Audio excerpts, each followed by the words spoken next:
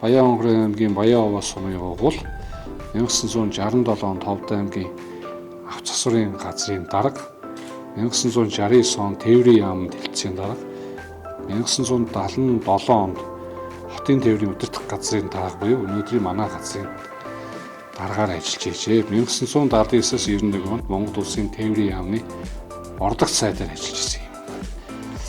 За ингээд Үлзий отгон охин Цэндмаа одоо манай ахлах энэ аавынхаа үйл хэргийг үргэлжлүүлж байгууллагынхаа одоо энэ хүндэтгэлийн дэвтрийг өөрийн одоо санаачлагаар тийм ээ өөрийнхөө ингээд одоо хийгээд байгууллагатай өгж байгааг бид өнөөдөр хүлээж авч байна.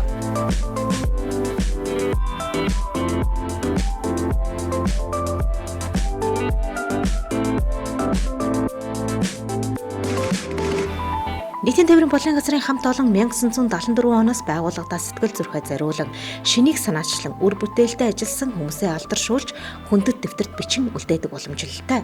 Одоогоос 42 жилийн өмнөөс эхлүүлсэн энэ бахархал дэвтрийг тус газрын санхүү аж ахуйн хэлтсийн эхлэн бодогч Цэндмаа шинжилэн байгууллагадаа хүлээлгэн өглөө. Нийтийн тээврийн салбарт үеж залгамжлан ажиллаж өвөө аавынхаа үйл хэргийг нэр төртөө өргөжлүүлж буй хүмүүс цөөнгөө байдаг. Цэндмаагийн аав Үлзий Бат нь Хотын тээврийн удирдах газрын даргаар ажиллаж байсан манай байгууллагын хүндтэй хүмүүсийн нэг билээ.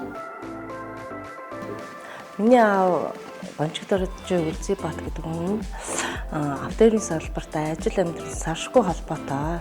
Миний аав Үлзий Бат нь 1977-аас 1979 онд Хотын тээврийн удирдах газрын даргаар ажиллаж байгаа. Цаашид улбаалаад тээврийн яамны орлогч сайдаар ажиллаж байсан. Аавынхаа үйл хэргийг үргэлжлүүлэн энэ салбартаа тээврийн салбарт 30 дахь жилдээ ажиллаж байна. Аавынхаа үйл хэргийг мөнхжүүлж хамт олондоо хүндэтгэлийн дэвтэр дурсгаж үлдээж байгаадаа баяртай байна.